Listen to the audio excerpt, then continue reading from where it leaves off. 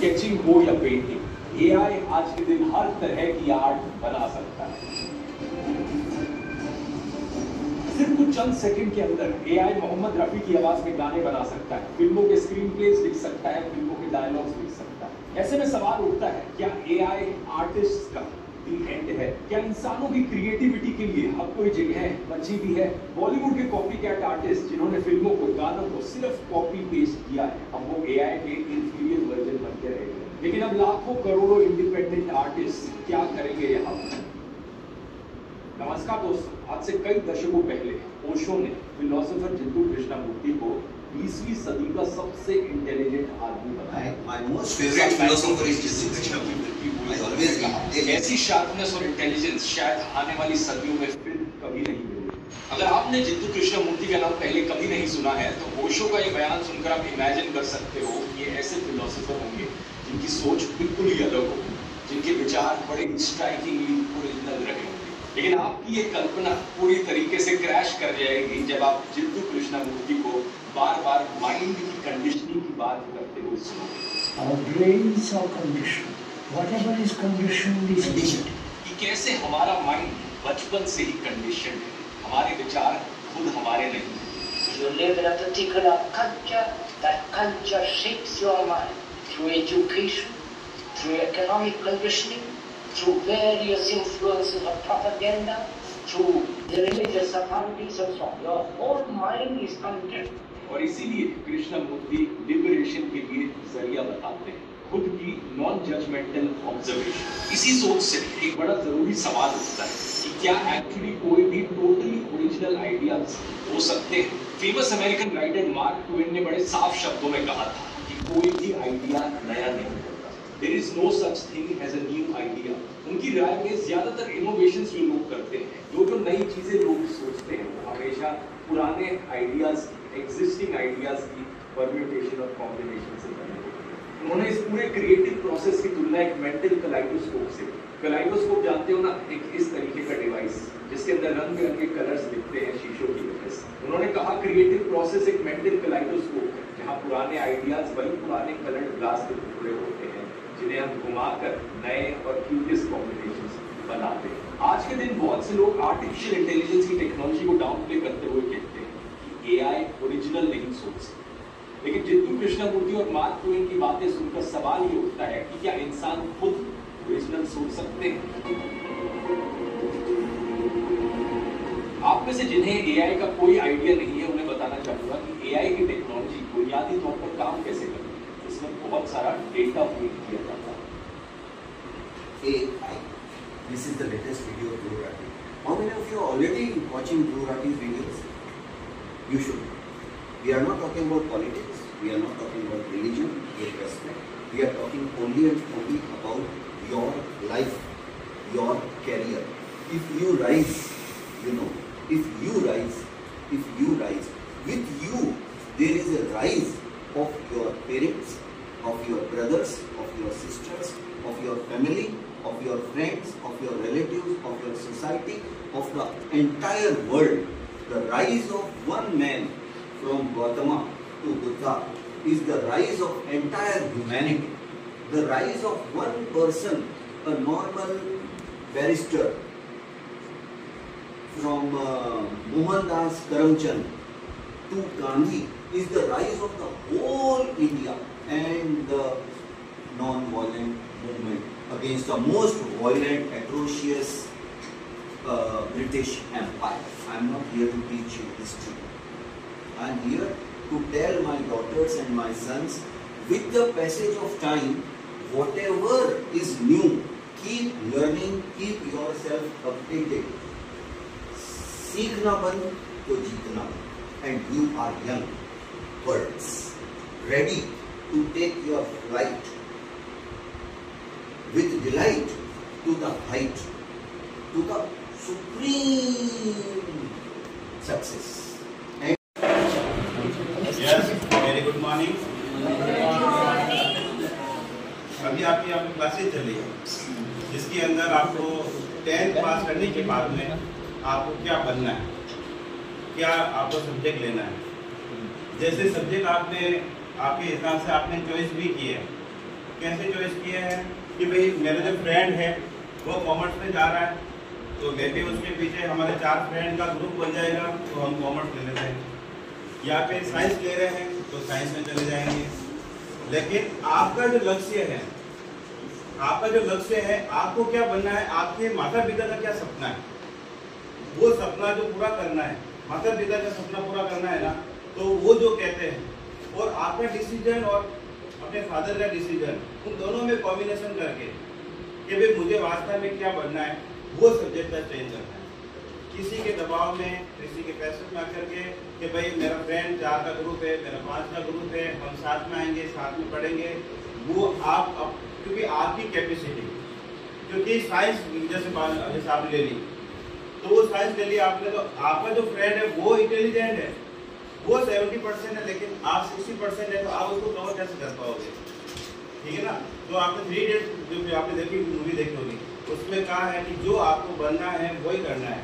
जैसे उन्होंने जो कहा कि वहाँ पे गधे तैयार नहीं होने चाहिए, है ना, तो आपको वो चीज़ लेनी है। अब सब्जेक्ट के बारे में चॉइस करना है कि आपको एचयू में लेना क्या है। तो जैसे मेरा सब्जेक्ट है योगा, योगा आपके हर सब्जेक्ट के साथ में आपको व्यवस्थित साथ में रहता है, क्योंकि ये आपका ब्रेन, आपकी हेल्थ और आपकी इम्यूनिटी, इसको बढ़ाने के लिए ये जो सब्जेक्ट है, ये सब्जेक्ट नहीं है, ये सब्जेक्ट के साथ में आपका ग्रोथ करने वाला एक सब्जेक्ट है, जिसमें इसमें आपको क्या है कि आप जो भी चीज़ पढ़ते हो उसको आप जैसे याद करते हो, तो उसकी विधि होती है कि भाई अपने जो कॉन्सोनेंट जो है, अपना जो ब्रेन है, उसको कैसे यूज करना। जो मुद्राएं हैं कि भाई हमारा जो डिप्रेशन आते हैं, अक्सर लोग जो कोटा में जाके तैयारी करते हैं नीट की वगैरह, वो डिप्रेशन में आ जाते हैं कि नीट का एग्जाम क्लियर नहीं होगा, हमारे जो मतलब जो पूरे सपने नहीं होंगे, हम पास होंगे या फेल हो जाएंगे और फांसी पे लटक जाते हैं। तो आपको वो वाला नहीं है, तो उसमें ये योग जो आपको सांत्वना देगा कि भाई अपने डिप्रेशन में नहीं जाना है, उसके आप जो अपने 2 मिनट का भी ध्यान करोगे, मुद्रा में बैठोगे, तो आपका डिप्रेशन जो है आप उससे बाहर रहोगे। सुबह उठते आप, क्योंकि दिन भर आप पढ़ाई करोगे, क्योंकि मैं मानता हूँ कि सारे स्टूडेंट इंटेलिजेंट हैं और वो पढ़ाई में ही है, तो लेकिन उनको अपना जो फिजिकल का जो टाइमिंग है उसको चॉइस करना है साथ में कि भाई हमको हमारा टाइमिंग देना है, फिजिकल का टाइम दिया, शरीर को टाइम देना है, आत्मा से प्यार करते हो तो आपको ध्यान करना है, सांसों से प्यार करते हो तो प्राणायाम करना है और आसन करने हैं, ठीक है। लेकिन सब्जेक्ट के साथ अब अपने यहाँ पे स्कूल में एक सब्जेक्ट जो बनाया हुआ है, अपने जो स्ट्रीम बनी हुई है साइंस, कॉमर्स और ह्यूमैनिटीज, है ना, साइंस, कॉमर्स और ह्यूमैनिटीज जो है, इसमें अलग अलग सब्जेक्ट हैं। आपको जो बनना है वो आप सब्जेक्ट लिए। जैसे फिजिकल का है तो फिजिकल के अंदर ही एक योगा का सब्जेक्ट चैप्टर आता है, जैसे वो सब्जेक्ट आप चॉइस करते हो तो उसके साथ में आपका योगा जो लेते हो तो उसका प्लस आपका मिलता है। कैसे कि वो आपका आधा कवर कोर्स कर दिया तो आपको इसलिए इजीली, क्योंकि वो सब्जेक्ट में आता है और ये एडिशनल सब्जेक्ट में योगा आता है, वो इसके साथ जुड़ जाएगा, तो आपका एक सब्जेक्ट पढ़ा और 2 सब्जेक्ट क्लियर हो, ठीक है। तो ये आप हेल्थ के लिए, और जैसे अदर भी सब्जेक्ट है, आपकी जो चॉइस है, आपको जो बनना है, आपको जो भी काम करना है उसके अकॉर्डिंग देख के काम करना है, ठीक है। अब योगा में स्कोप, मैं जैसे मेरे विषय की प्रशंसा करूं तो उसमें स्कोप क्या है, जैसे एक स्कूल लेवल पे भी योगा का जो आने वाले समय में पीएमसी योजना सीबीएसई के अंदर जो अपने पूरे पाली में अभी एक ही है, वो भी रेनबो स्कूल। तो रेनबो स्कूल में एक अभी योगा सब्जेक्ट, अभी अदर जगह कोई सब्जेक्ट नहीं है, ऑनली फॉर सुबह आते हैं 2 मिनट में योग करवाते हैं चले जाते हैं। लेकिन आपके यहाँ पे एक सब्जेक्ट है, सब्जेक्ट का कोड है 841, ठीक है। तो ये एक आपके एग्जाम वगैरह होगा और इससे आपका क्या होगा, आयुष मंत्रालय जो अभी जो लेटेस्ट जो है उसमें आपकी जॉब आती है, तो जॉब के साथ जैसे आपको भी काम करते हो तो उसमें जॉब आपकी जैसे साइंस में हो तो उसमें आपकी जॉब मिल जाएगी, एम्स हॉस्पिटल वगैरह वहाँ पे आपको हाथा इसका जॉब को दे मतलब साथ में कि आपको ये वर्क भी देखना है और साथ में ये वर्क भी देखना है, आपकी डबल स्टेप में होगी साथ। और गवर्नमेंट स्कूलों में अब वैकेंसी आने वाली है, जैसे मैं लगा हुआ हूँ, तो उसमें आगे से आगे और उसका मानदेय भी बढ़ेगा और परमानेंट वैकेंसी आएगी। तो ये अभी स्टार्टिंग है, तो ये सब्जेक्ट जो है आपको हेल्थ को मिलेगा, आपके रोजगार को मिलेगा, और मैं कहता हूँ कि इसको एक जो है आपकी इसको आपके लाइफ स्टाइल के जो साथ में जोड़ता है, आपकी लाइफ स्टाइल इसके साथ में जुड़ती है, आपका पूरा जो कल्चर जो है, आपका जो क्या बोलते दिनचर्या है, वो सारे इसके साथ जुड़ती है। ठीक है, तो आपको जो सब्जेक्ट लेना है किसी के दबाव में नहीं आके लेना है। जो आपको सब्जेक्ट आपको लगे कि उसमें हम 90 कर सकते हैं, 90+ कर सकते हैं, उस सब्जेक्ट को ही चॉइस करना है और आप उसमें इजीली कि ये हम पास कर सकते हैं वो लेना है, जो आपके सपने को साकार कर सके। थैंक यू, मैं कुछ सुनने के लिए। Good morning, everyone. Good morning, sir. How are you all? Fine, sir. So, I think you all must have chosen your subject now till now, because counseling of the subject, career counseling, what is to be done in the near future, what is your target, what is your goal. I think it is all clear in your mind now. Many of you are very serious. Many of you are still lacking the seriousness.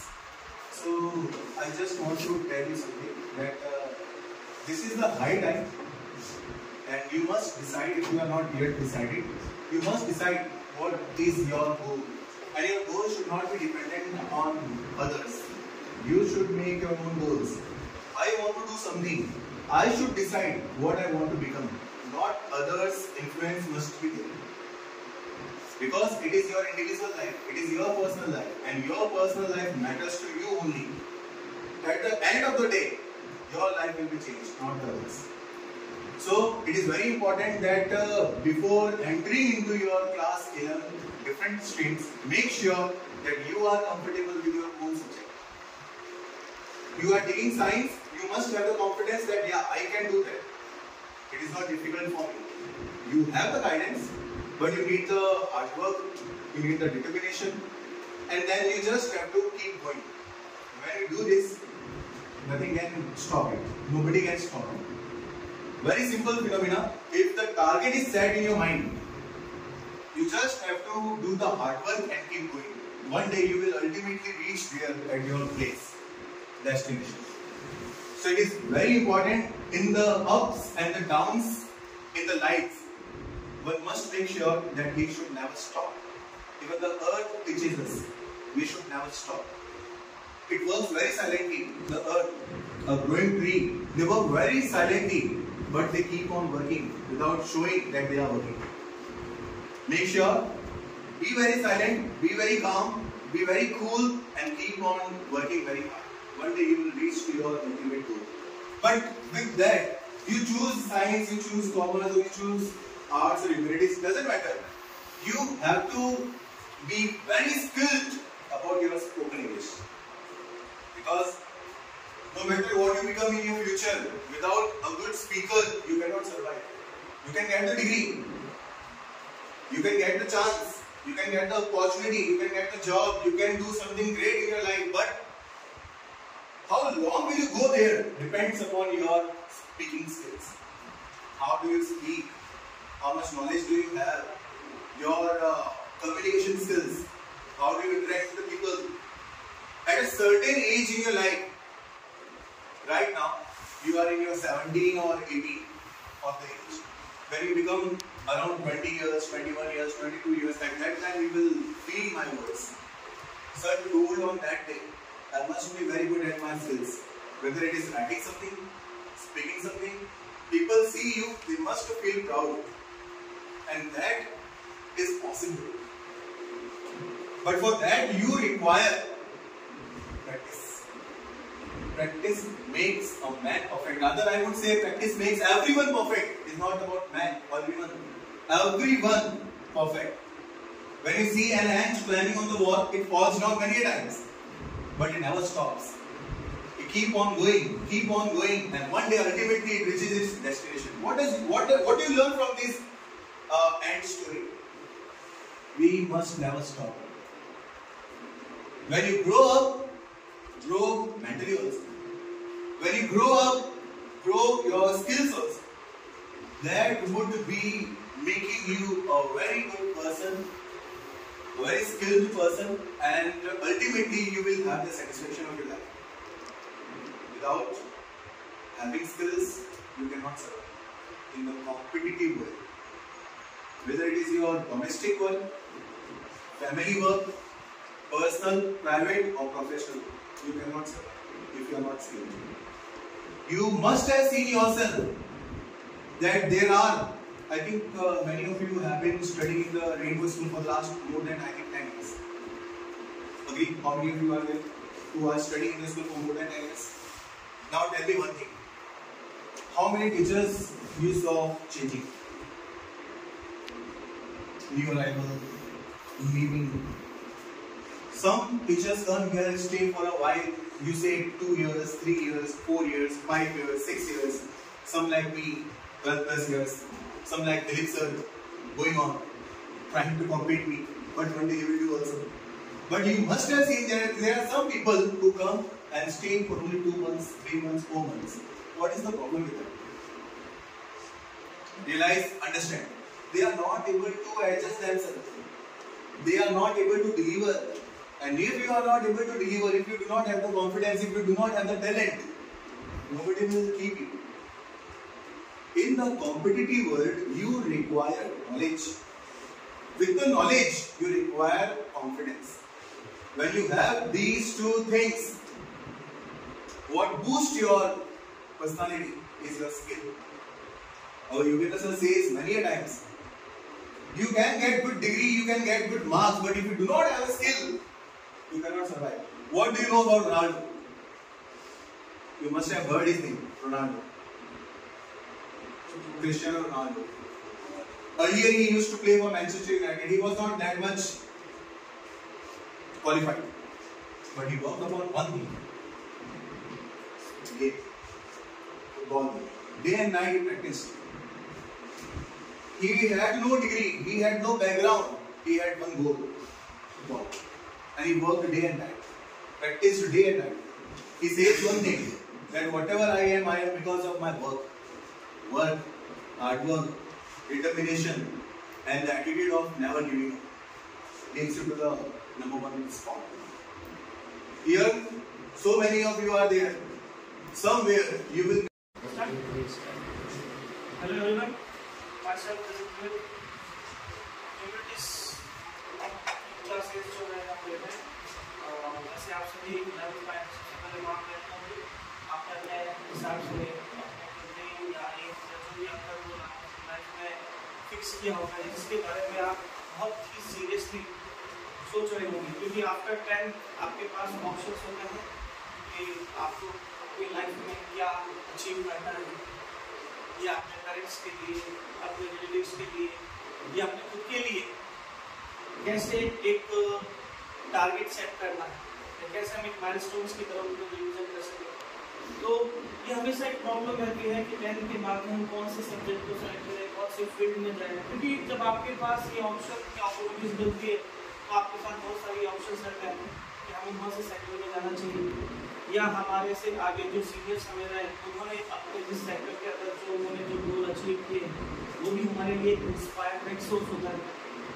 तो सबसे पहली चीज़ ये होती है कि जो भी आप सब्जेक्ट चूज करें उसमें आपका सबका अपना खुद का एक सेल्फ रिलेवेंट होना चाहिए। आप किसी से इंस्पायर्ड है, खुद देखिए हमारे में कितनी वो स्टेमिना है, हमारे में वो कितना पावर है कि हम सब्जेक्ट को या स्ट्रीम को जो सेलेक्ट कर रहे हैं वो हमारे लिए कितना इम्पोर्टेंस है। क्योंकि जो आप सब्जेक्ट सेलेक्ट करेंगे या जो स्ट्रीम सेलेक्ट करेंगे तो डेफिनेटली आप आपके गोल के 50% को अचीव करेंगे। जो आपके माइंडसेट में जो फ्यूचर की आपकी प्लानिंग है, चाहे आप डॉक्टर बने, इंजीनियर बने, या सीए सीएस की प्रिपरेशन करें, या यूपीएससी जैसे फील्ड के अंदर आप अपने आप को वहाँ पे स्टैब्लिश करना चाहते हैं, तो इसकी जरूरी है कि आपका सब्जेक्ट सिलेक्शन सबसे इम्पोर्टेंट है।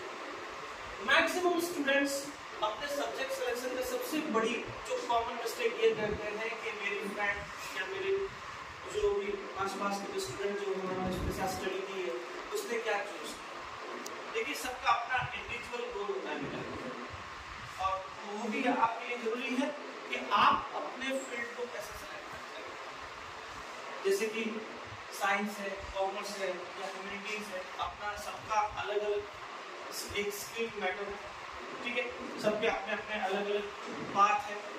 आप जो भी सेलेक्ट करेंगे उसमें आपका खुद का और प्लस आपके जो सीनियर्स होते हैं उनके सजेशन लेना, उनसे एडवाइस लेना, ये सबसे बड़ा है। क्योंकि जब आप अपने लेवल पर किसी सब्जेक्ट को सेलेक्ट करते हैं तो you get give your effort 100%, आप अपने एफर्ट्स को 100% दें। लेकिन किसी से मोटिव होकर या किसी के कहने पर अगर आप किसी सब्जेक्ट को सेलेक्ट कर रहे हैं तो मान के चलिए आपका वहां पर एफर्ट जो होगा वो 50% हो जाएगा। क्योंकि जब आपने अपने मन से कोई काम शुरू किया है तो डेफिनेटली आपका माइंड जो होगा ना उस काम के लिए 100% एफर्ट लगाएगा। लेकिन किसी को देखकर या किसी के कहने से अगर आप किसी सब्जेक्ट को सेलेक्ट कर रहे हैं तो मान के चलिए उसमें आपके सक्सेस के चांसेस जो है वो 50% रह जाते हैं।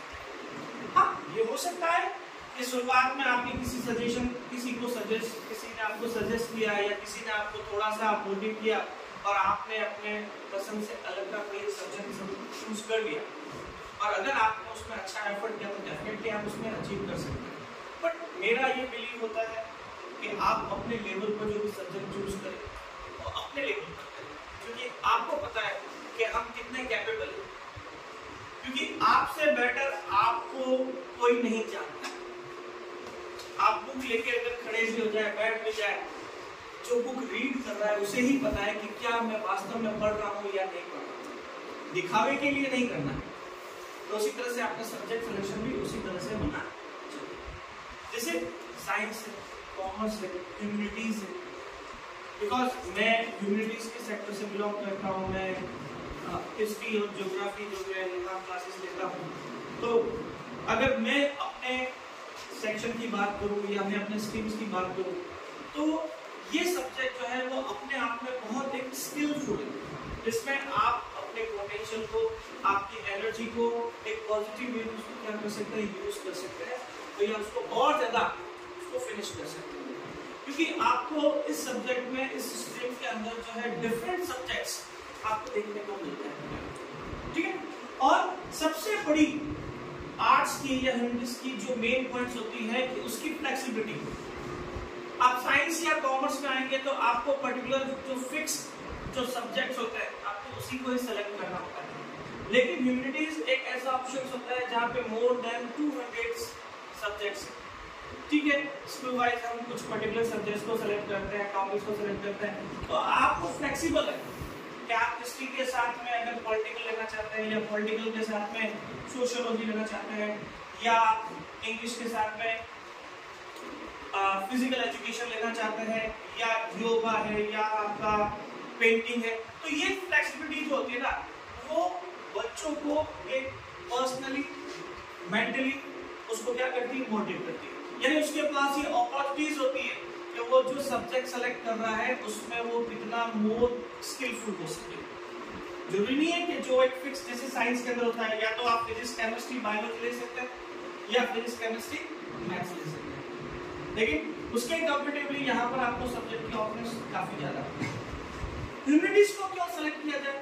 दूसरा पॉइंट ये हो सकता है बेटा कि आप अपने ह्यूमन बिहेव को इम्प्रूव कर सकते हैं, क्योंकि ह्यूमैनिटीज आपके कल्चर को भी प्रेजेंट करता है, आपके पॉलिटिकल स्ट्रेंथ को भी प्रेजेंट करता है, आपकी इकोनॉमी को भी वो एक मैसेज कर सकता है। यानी आपकी लाइफ से जुड़े हुए डिफरेंट पार्ट्स जो आफ्टर स्कूलिंग जब आप अपनी रियल लाइफ में जिएंगे तो ये सब्जेक्ट्स आपको काफी सपोर्ट करता है। मैक्सिमम स्टूडेंट जो ह्यूमैनिटीज को सेलेक्ट करते हैं तो मैक्सिमम स्टूडेंट्स कहते हैं कि हमें अपने कैरियर के लिए या एक अच्छी एडमिनिस्ट्रेटिव जो एक इमेज हमें बनानी है, जैसे कि यूपीएससी होती है या राजस्थान के अगर हम बात करें तो आरपीएससी, ठीक है ना, जो राजस्थान पब्लिक सर्विस कमीशन की हम यहाँ पर कैरियर गाइडेंस के रूप में हम यहाँ पे इकट्ठा हुए हैं और आफ्टर 10th क्लास पास होने के बाद यहाँ पर पेंडिंग पॉइंट होता है और हर कोई सोचता है या हर कोई पेरेंट्स ये सोचते हैं मेरा बेटा डॉक्टर बने, इंजीनियर बने, ये दो वर्ड ही आते हैं दिमाग में। कोई ये नहीं कहेगा कि मेरा बच्चा कलेक्टर बनेगा या वो बनेगा, ऐसा नहीं है, सीधा डॉक्टर या इंजीनियर, है ना, क्योंकि ये दो ब्रांचेज ही सबसे ज़्यादा पॉपुलर है। अब कौन सा सब्जेक्ट लेगा, क्या बनेगा, वो उसके इंटरेस्ट पे। जैसे आज आप यदि अपन देखें कहीं न्यूज़पेपर्स वगैरह देखें तो कई जगह कैरियर गाइडेंस के छोटे छोटे आर्टिकल्स आ रहे हैं और कुछ ऐसे आर्टिकल्स भी आए हैं जिसमें कहते हैं कि बच्चों को जिसमें इंटरेस्ट हो, रुचि हो, वही सब्जेक्ट लेना चाहिए। और बिल्कुल सही है। किसी के फ्रेंड कह रहा है कि नहीं मैं तो डॉक्टर बनूंगा, मैं तो साइंस ले रहा हूँ, है ना। कोई कह रहा है कि नहीं मुझे तो इंजीनियर बनना है ना। इसके अलावा भी बहुत सारी ब्रांचेज है जो आपके दिमाग में कहीं नहीं। जैसे सपोज कीजिए कि आज की तारीख में डिजिटल का मार्केट का मतलब मार्केट है डिजिटल का, है ना। तो उसमें क्या होता है कि ये जो आप पेमेंट वगैरह करते हैं, गेटवे वगैरह जो होता है, उसके जो कुछ पॉइंट्स होते हैं, है ना, वो रिडीम करते हैं और रिडीम करने के बाद उसका पैसा मिलता है। अब आप सोचते होंगे कि हम तो रिडीम कर लेते हैं, पैसा आ जाता है, लेकिन ये करता कौन है, ये फैसिलिटीज आपको कौन प्रोवाइड करता है? इसके लिए बहुत बड़ी बड़ी कंपनीज है ना। और वो कई देशों में, जैसे यदि एक पर्टिकुलर कंपनी है उसमें 10 देशों के ट्रांजेक्शन्स करता है केवल रीडिंग पे, और उनका अर्निंग यदि पैकेज देखें तो लाखों नहीं करोड़ों में जाता है। और वो सब रीडिंग कौन करेगा? आप लोग करेंगे। यदि आपने एक अच्छा सब्जेक्ट लिया, अच्छी ब्रांच सेलेक्ट की, है ना, तो वो सारी चीज़ें आप उसमें कर सकते हैं। अब मैं डिजिटल की बात कर रहा हूँ, मैं मेरे पेपर की बात करूँगा काउंसलिंग में, कि यदि आप कोई भी कॉमर्स लेते हैं, साइंस लेते हैं या आर्ट्स लेते हैं, वो आपकी रुचि के ऊपर है। ओके, आपका इंटरेस्ट जिसमें है उसको लीजिए, जिसमें पढ़ाई का मन लगता है उस सब्जेक्ट को एडॉप्ट कीजिए। ऐसा कुछ नहीं है कि मैंने ये सब्जेक्ट लिया तो मेरे अपॉर्चुनिटीज कम हो जाएगी, मैंने वो सब्जेक्ट लिया तो अपॉर्चुनिटी बढ़ जाएगी। नो, कभी नहीं होगा ऐसा। आपका इंटरेस्ट जैसा है उस फील्ड में आपका इंटरेस्ट जो बढ़ता जाएगा, अपॉर्चुनिटीज बढ़ती जाएगी, खूब सारी बढ़ती जाएगी। और छोटा सा सब्जेक्ट भी आपको बहुत ही बड़े पायदान पे ले जा सकता है। इसलिए सब्जेक्ट सिलेक्शन इज इम्पॉर्टेंट। आप जब भी सब्जेक्ट सेलेक्ट करें, आप अपने आप को एक बार शांत दिमाग से बैठ जाए, देखें कि मेरे कौन से सब्जेक्ट में मेरा मन लगता है। ये ना सोचे मेरा दोस्त कौन सा सब्जेक्ट ले रहा है, और हम तो 10th क्लास में साथ थे, अब हम अलग हो जाएंगे। अलग नहीं होना, हमें तो ग्रुप बनाना है। ग्रुप बना दिया, हो सकता है उस ग्रुप में से 2 बच्चे बहुत अच्छे उस सब्जेक्ट में कर रहे हैं, बाकी बच्चे नहीं कर पा रहे हैं, है ना। तो ये कहीं आपके अप डाउन्स नहीं हो, इसलिए अभी से अपनी नींव मजबूत करनी है ना। अब मैं मेरे सब्जेक्ट की बात कर रहा हूँ, जैसे ठीक है, यदि आप इंफॉर्मेशन टेक्नोलॉजी में जाते हैं, है ना, या इंफॉर्मेटिक प्रैक्टिसेस जिसे आप बोलते हैं, आईटी फील्ड बहुत बड़ा फील्ड है। आप कहीं पे भी जाए, किसी भी सब्जेक्ट को लीजिए, यदि आप वहाँ पे अच्छे प्रोग्रामर बन गए, अच्छे डेवलपर बन गए, ठीक है। और इस फील्ड में सब सभी यही कहते हैं, मैं तो प्रोग्रामर बनूंगा, मैं डेवलपर बनूंगा। लेकिन जैसे ही वो बड़े सिटीज में जाता है, उसको वहाँ पर देखते हैं डेवलपर और प्रोग्रामर के अलावा तो उसमें बहुत सारी ब्रांचेज है। टेस्टिंग इंजीनियर की ब्रांचेज है। आपको प्रोग्राम लिखना नहीं आता, कोई बात, लेकिन प्रोग्रामिंग की तो है आपने। डेवलपर नहीं बना आप, लेकिन कहीं डेवलपमेंट देखा तो है आपने, है ना। तो इस तरह से वहाँ केवल आपको क्या दिया जाएगा, एक बना बनाया सॉफ्टवेयर मिलेगा। उस सॉफ्टवेयर पे कंपनी ट्रेनिंग देगी आप, और उस ट्रेनिंग में स्टाइपेंड भी मिलता है आप लोगों को। और फिर वहाँ पे बताया जाता है ये सॉफ्टवेयर है, इसलिए ये डेटा आपको देना है, ये कैसे प्रोसेस होता है और इसका रिजल्ट क्या है। जैसे आपको 2+2 दे दिया, कितना रिजल्ट आया? अच्छा 4 आया। कोई 4.2 तो नहीं आ रहा, तो आप वहाँ पे लिखेंगे कि इसका रिजल्ट 4.2 है। ये टेस्टिंग इंजीनियर का काम होता है। आपको कुछ भी नहीं करना, केवल इंजीनियरिंग में टेस्टिंग करना है, ठीक है। और सॉफ्टवेयर बना बनाया होता है। ये टेस्टिंग इंजीनियर की जॉब आपको लाखों का पैकेज देती है। सबसे छोटी ब्रांच है ये टेस्टिंग इंजीनियर, ओके। उसके बाद फिर डेवलपमेंट शुरू होते हैं, उसके बाद फिर आपको अलग अलग प्लेटफॉर्म मिलते हैं। जैसे अभी आपने देखा होगा कि पेटीएम है, ठीक है, गूगल है, अभी एक और आया रेजर पे चल रहा है मार्केट में, ठीक है। बेंगलोर में देखिए आप, रेजर पे सबसे बड़ी कंपनी आ रही है, पेटीएम के टक्कर में कंपनी आ रही है। और वहाँ अभी software engineers, developer, testing engineers और ये अलग अलग मार्केटिंग वाले हैं ना, इनकी बहुत डिमांड है वहाँ पर। तो आप जब इस छोटे से पानी सिटी से जब बाहर आप देखेंगे कि मार्केटिंग है कैसी, कहाँ पे कौन से सब्जेक्ट की पहुँच है, तब आपके दिमाग में आएगा और यार मैंने ये जो सब्जेक्ट लिया है, आईटी लिया है, या जो भी आईटी ले रहे हैं आप, उसमें तो बहुत अपॉर्चुनिटीज है। यदि आज अपन छोटी सी चीज की बात करें, कहीं मैसेजिंग नहीं करना है तो आप मोबाइल का सहारा लेते हैं, आपको ऑनलाइन पढ़ाई करते हैं, मोबाइल का सहारा लेते हैं, और वो छोटे छोटे सब्जेक्ट वाले भी क्या कर रहे हैं, ऑनलाइन अपना वीडियो बना रहे हैं, और वीडियो बना के ऑनलाइन क्या कर रहे हैं, उनको फॉलो करवा रहे हैं, है ना, और उससे कमा रहे हैं। मैं तो आपको कह रहा हूँ, आपको उससे तो जाना ही नहीं, अपने को तो डेवलपमेंट करना है, अपने को प्रोग्रामिंग करनी है, और एक अच्छे पायदान में जाना है। ओके, तो सब्जेक्ट सिलेक्शन जो आप करें, आज का अखबार देखना, उसके अंदर एक छोटा सा आया है वहाँ पे कि 10th के बाद बच्चे को क्या करना चाहिए। उसमें सबसे पहला ये लिखा है आपका रुचि किसमें, कौन से सब्जेक्ट में, और फिर उसके अंदर नीचे लिखा है कि अब रुचि का सब्जेक्ट देख लिया, अब देखो उसमें कैरियर अपॉर्चुनिटी क्या क्या है। ऐसा नहीं हो कि ऐसा सब्जेक्ट अपन एडॉप्ट कर ले कि आज तो आसानी से अपन 2 साल निकाल देंगे, 3 साल निकाल देंगे, और नेक्स्ट पे देखेंगे अरे यार मैंने तो सब्जेक्ट सिलेक्शन बहुत गलत कर लिया, इसकी तो अपॉर्चुनिटी है ही नहीं, आगे कहीं जाना ही नहीं पड़ रहा, फिर सब्जेक्ट आप सेलेक्ट करते हैं, चेंज करते हैं। ऐसा ना करें, इसलिए अभी से नींव का पत्थर मजबूत कर लो, बिल्डिंग बहुत अच्छी बनेगी।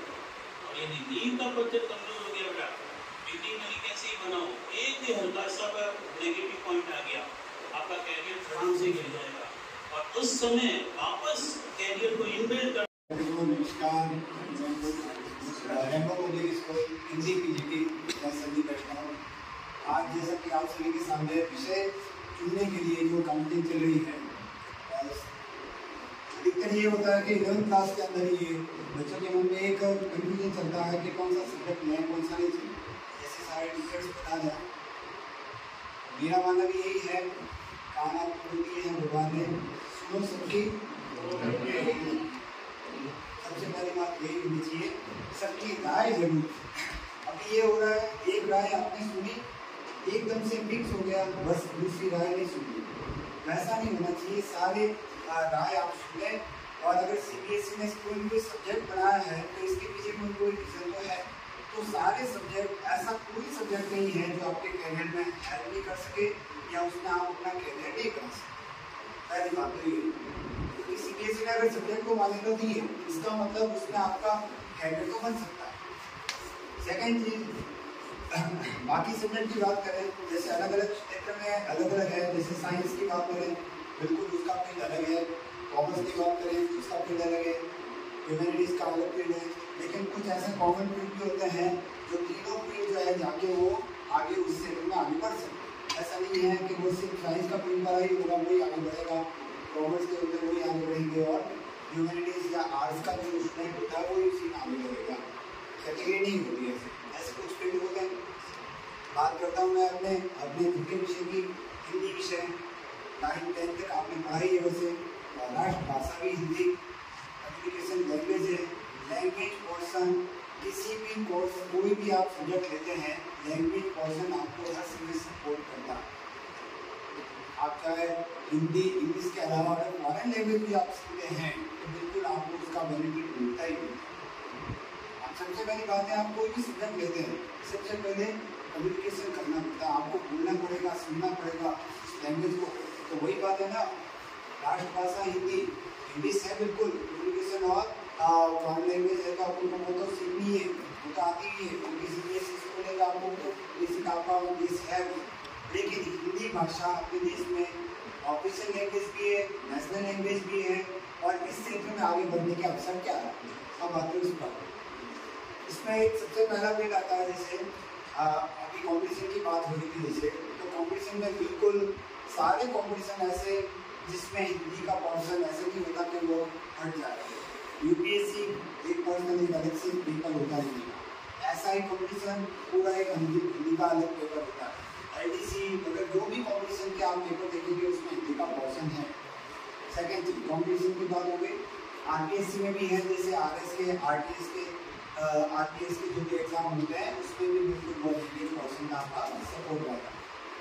सेकेंड चीज, काफ़ी स्टूडेंट को जर्नलिज्म अभी जो ज़्यादा बढ़ रहा है, पत्रकारिता, उसमें आगे बढ़ने के अवसर होते हैं।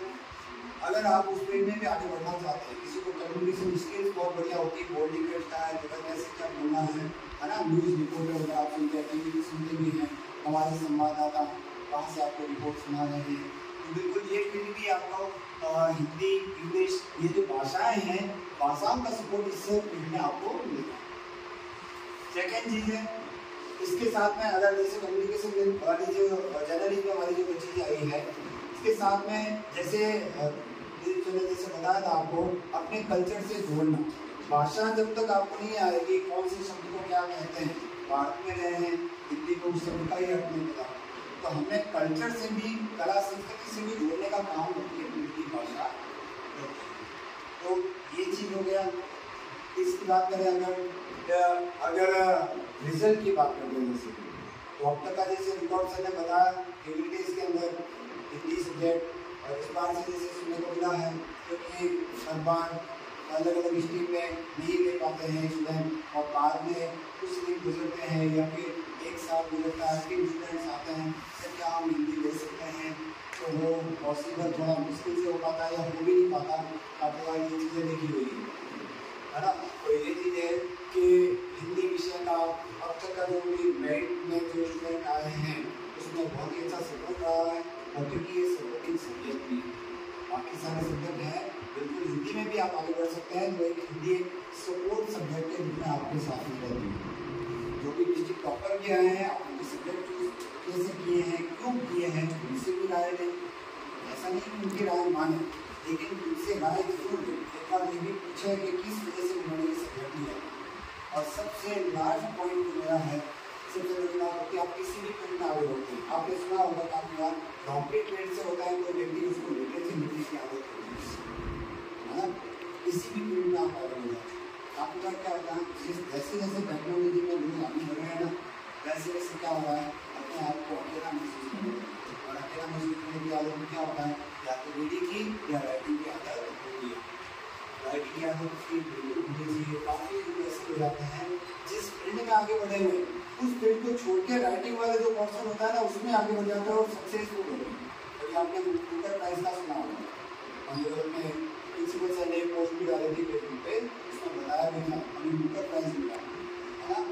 लिटरेचर के अंदर वो बुकर प्राइज मिलता है, किसी पर्टिकुलर एक लिटरेचर बुक जो होती है वो फेमस होती है उस पर मिलता है। तो बिल्कुल इतने लिटरेचर के तो इतने फील्ड है, अलग अलग विधाएँ होती है जिसमें लिखने का शौक होता है। आप अपने जो भी फील्ड है, कैरियर है, उसमें आप आगे बढ़ रहे हैं, लेकिन काफ़ी बार ये भी अपना करियर बनाते हैं। एक छोटी सी पोएम लिखी हुई अगर आपकी फेमस हो गई, देखते हैं आजकल पोएट इतने ज़्यादा हो गए कि यूट्यूब पे छोटे छोटे रील्स बने हुए हैं 30 सेकंड के, और हमें एकदम मोटिवेशन मिलता है, 4 लाइन सुनने के इतना मोटिवेशन मिल जाता है। तो सोचते हैं वो उसकी पूरी पोएम की खुद अगर पब्लिश हो गई, वैरायटी कितनी आई, तो काफ़ी बार ये फील्ड भी आपको सपोर्ट के रूप में मिलता है। मेरा इतने कहना है, सारे सब्जेक्ट को आप सुने, सारे टीचर्स की बात सुने, सबसे बड़ी बात सबसे राय लें, स्टूडेंट्स से मिले, सीनियर स्टूडेंट्स, पेरेंट्स, टीचर्स है ना, जो सक्सेस हो चुके हैं उनसे ले रहा है, सबसे राय लेने के